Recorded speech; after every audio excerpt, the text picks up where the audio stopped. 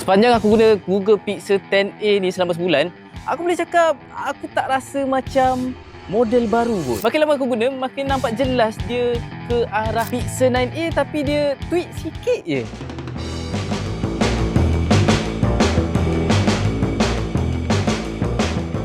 Dari segi spek kamera memang tak ada langsung perubahan besar dekat hardware dia, sama je dengan Pixel 9a. Cuma apa yang menangkan dekat Pixel 10a ni adalah AI tools je. Macam yang kita tahu, Pixel sekarang dah ada auto base state dengan camera coach. Untuk auto base state ni dia sesuai untuk korang yang nak ambil gambar ramai-ramai. Lepas tu AI ni akan gabungkan beberapa shot dengan pilih expression muka kita yang paling baik supaya semua orang dekat dalam satu gambar tu elok je. Selain tu ada camera coach juga. Feature ni lebih kepada macam nak bantu kita waktu kita nak ambil gambar. AI ni dia akan bagi suggestion lah untuk korang nak adjust framing, lepas tu position subject, lepas tu nak bagi composition gambar tu nampak lebih baik. So untuk korang yang mungkin tak berapa pandai sangat dengan membuat fotografi ni, feature ni memang sesuai untuk bagi nampak gambar tu lebih cantik tanpa korang perlu berfikir pun pasal setting kamera.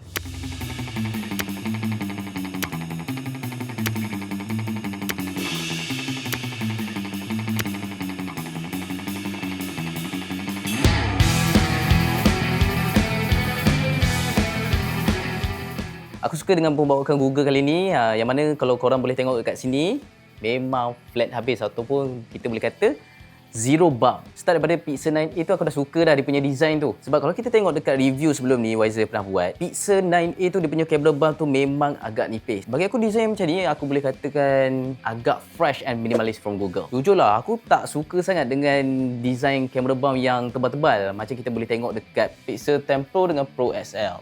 Kan tinggi semua tu kan. Mungkin ada korang yang berpendapat macam, alah, benda ni tak jadi isu sangat pun. Tapi macam aku, dengan jari yang kecil ni, bila pegang dengan Pixel 10 Pro dengan Pro XL, dia punya camera bump tu memang agak tebal. So bila pegang lama-lama, dia akan rasa penat ataupun lenguh sikit dekat jari ni. Tapi bila kita tengok dari segi back panel dia ni, memang exactly sama je dengan model sebelum ni. Bukan setakat kamera je yang nipis, tapi size-nya yang compact. Yang mana rasa casing Pixel 9a tu boleh masuk ke tidak dekat Pixel 10a?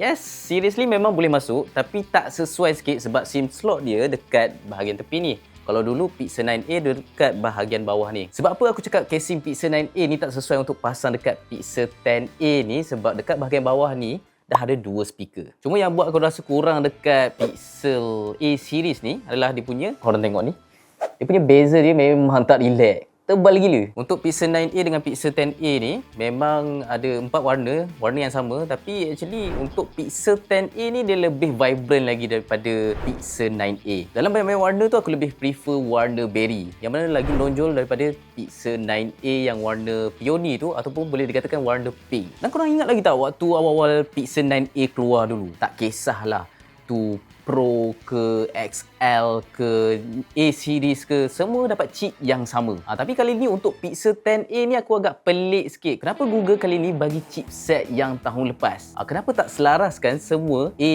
XL, Pro semua pakai Google Tensor G5? Mungkin disebabkan strategi Google kali ni nak bagi jurang perbezaan daripada A series dengan mana-mana phone flagship. Bila sebelum ni kita tengok pengguna daripada model A dah merasa dah tahap performance yang sama dengan phone flagship. Tapi kali ni mungkin agak janggal sikit. Tapi bila kita tengok dari segi harga pun dah menurun. Kalau dulu Pixel 9a dijual pada tanda harga RM2,699, yang mana aku rasa agak mahal gila untuk sebuah phone mid-range. Dan kali ni diturun pula dengan harga RM2,299. So kat sini kita boleh tengok, mungkin harga dijual murah tu adalah disebabkan chip yang dipakai adalah dari tahun lepas. Yelah, chip pun tahun lepas, takkan nak maintain pula dengan harga yang sama RM2,699.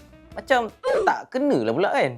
So itulah sedikit sebanyak yang aku nak sharekan dekat korang pasal Pixel 10a. Dan apa yang aku harapkan untuk the next model, nanti buatlah upgrade yang begitu ketara perbezaannya, dan bukannya tweak sikit lepas tu ada model baru. Pada pendapat aku, kalau korang dah ada Pixel 9a nak upgrade ke Pixel 10a, aku rasa tak perlu kot, sebab tak ada banyak perbezaan dia. Itu sajalah untuk first impression aku. Dan kalau korang suka dengan video kali ini, jangan lupa untuk like, share serta subscribe channel Wiser. Jumpa lagi kita di video yang seterusnya. Ciao.